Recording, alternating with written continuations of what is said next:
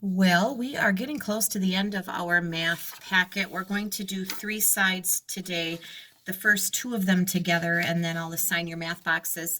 And then I think we're going to be skipping a page and then finishing up tomorrow. You'll have everything finished up so that you can bring everything completed back with you when you come to school on Monday. And then I will have mountains of work to keep me busy for a while going through it. But our focus today is on the topic of area, which we're now connecting to multiplication. So they kind of go together, and we'll practice that together today. So I am on page 96A of your math packet, and we are going to do some figuring of the inside space. That's what area is, the space inside. We've talked about this before. Remember, perimeter is how far it is if you're going around the outside and adding up all 4 sides if it's a rectangle. But area is the space that it takes up inside. So the formula, which is really nice, for area is to take the long side times the short side, or so that, the top times a side. So 7 times 4, or 4 times 7. It is a 4, 1, 2, 3, 4 by 1, 2, 3, 4, 5, 6, 7 rectangle. Okay, those are the dimensions of the rectangle. And 4 sets of 7, 7 plus 7 plus 7 plus 7 is 28. 4 times 7 is 28. That is a multiplication fact that you'll be memorizing. 7 times 4 is also 28. The turnaround applies there. So that is the area of that rectangle. All right, now what I usually do when I do this with classes is I also say, hey, let's stop and do the perimeter. So I'm not going to write out the whole word perimeter, but I'm going to put a P there. Let's figure out what the perimeter of this rectangle is. It will not usually be the same as the area. So if this side is 7, we know this is 7, and then we have 4 and 4. So 7 and 4 make 11, and then this 7 and 4 make 11. 11 plus 11, are you figuring it out in your head, would be 22. So the perimeter is 22, but the area in the inside is 8.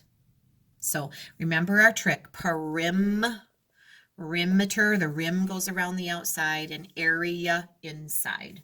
All right, so going on, same idea, same concept. And you could even stop this video and go through and try these on your own, and then just go through and check it with me. I would be perfectly fine with that. For those of you that love to figure things out on your own, go for it. Stop the video, do it, and then just check it over and make sure that you're doing it correctly. Although I encourage you to do the perimeter too. I think that's good practice. So if you want to stop it right now, go ahead and stop it. I'm going to keep going.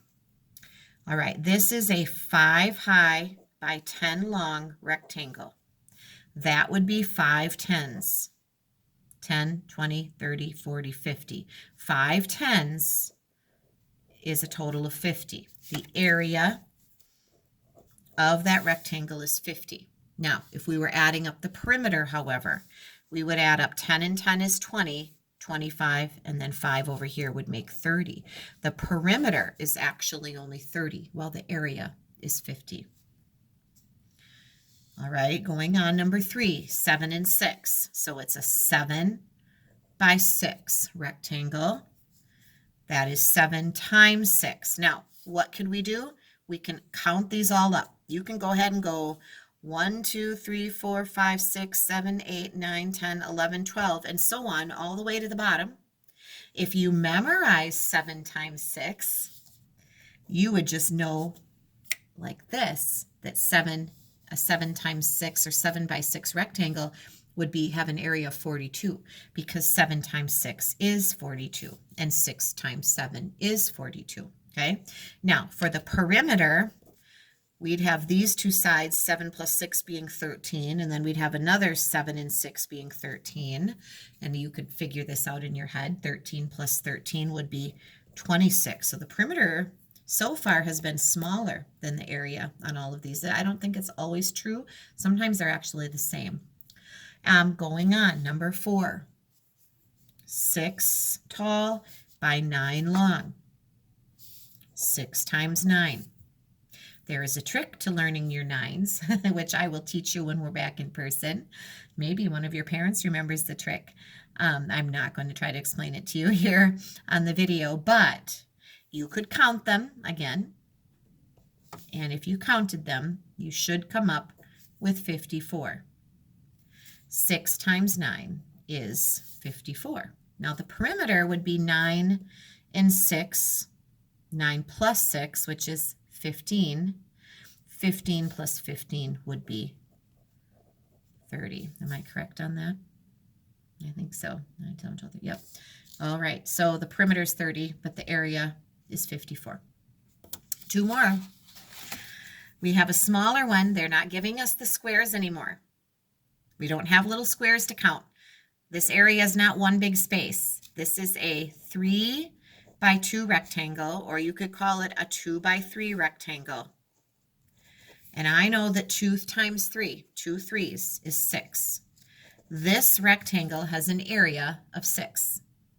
Now the perimeter is 3 plus 2 plus 3 plus 2. So 5 plus 5 would be 10. Now look at that. The perimeter in this case is bigger than the area. Isn't that funny?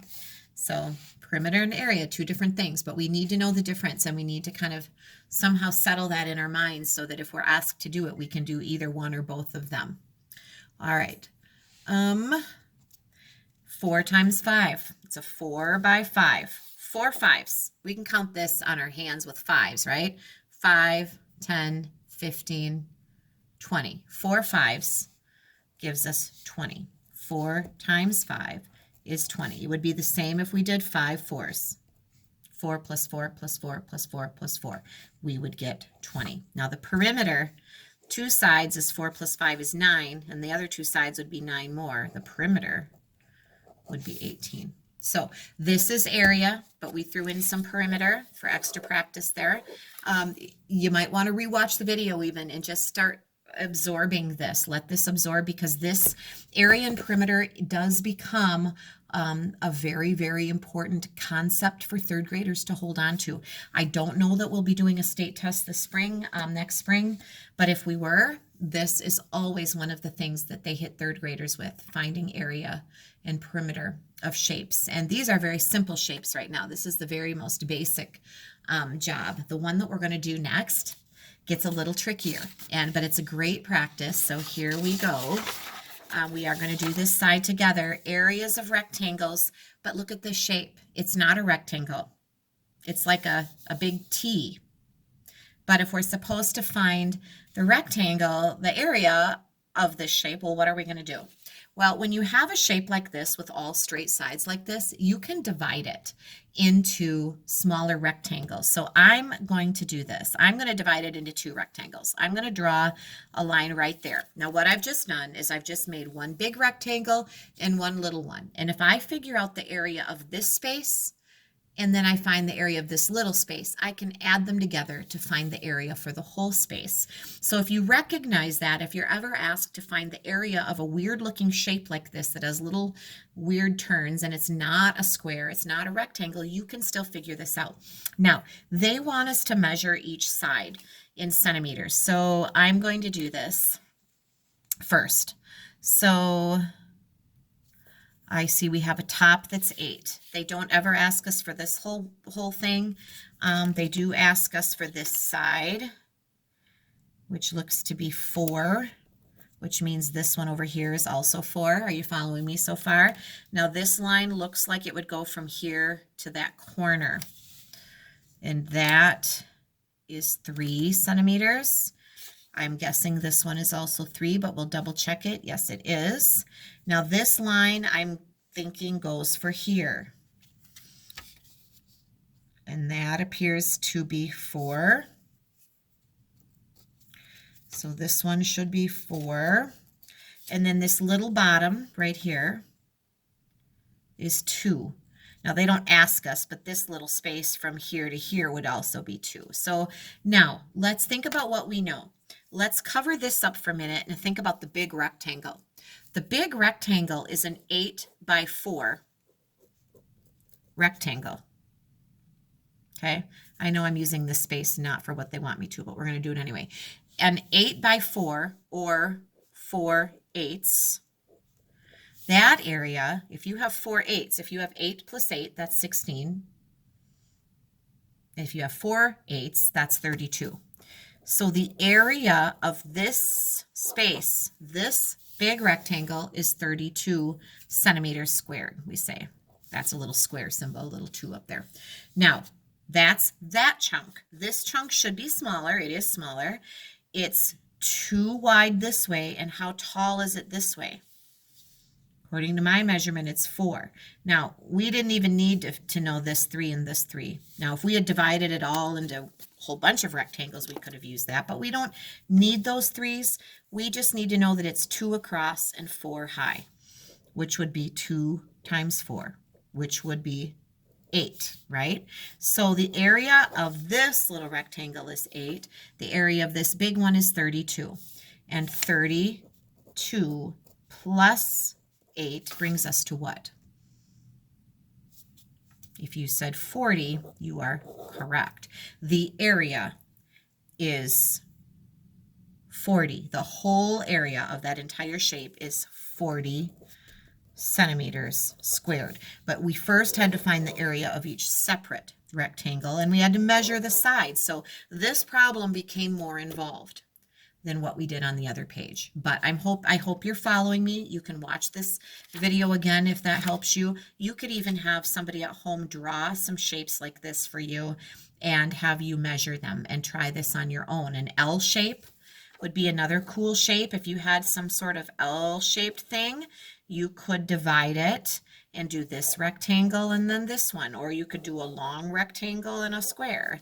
So there, as long as you're dividing into box-like shapes, you should be able to figure out the area there. All right, your assignment today is to finish page 97 on your own. This shouldn't be a problem. Here you need to find the big number. So what is 7 times 4? Make your fact family. Here, your rule going this way is to divide by 3. If you need to get out some counters, take 9 counters and put them in 3 groups. How many are in each group? 15 counters into 3 groups. How many are in each group?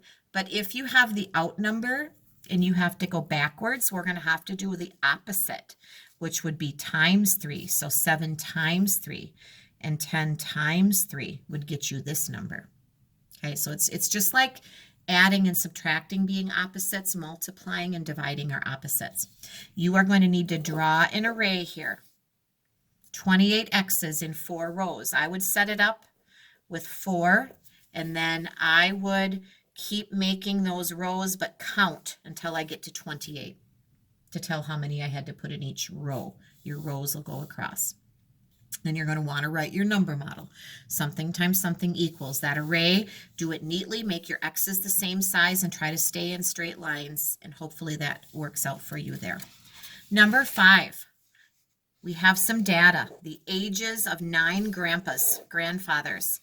And these numbers are all mixed up. They are not in order from smallest to largest, okay? First, you're going to find the mode. Now, the mode is the most often occurring number. Look through this list and see if there is a number that repeats itself twice or even 3 times. The number that repeats itself the most is going to be the mode. The median is the number in the middle of this list, but you first have to put the list in order from smallest to largest, and then remember how we cross off from either end until you get to the number in the middle. That is your median. So we've done that before. You could use the space right down here to make your list. Just don't leave any numbers out because it'll be easy to make a mistake. There are 9 grandfathers, right? 1, 2, 3, 4, 5, 6, 7, 8, 9. Make sure you end up with 9 numbers in a row here. And then your frames and arrows, the rule is plus 1,000. Start at the top, go this way, and then wind your way backwards, and then you end up down here. Here is your end. Here is your start. Add 1,000. There's your thousands place. That is what has to change every time. I think you'll do well on this. This is just practice for us over and over and over. We do the same things. The numbers start getting bigger, a little trickier as we get better at the skill. So finish that up today and you'll be in great shape.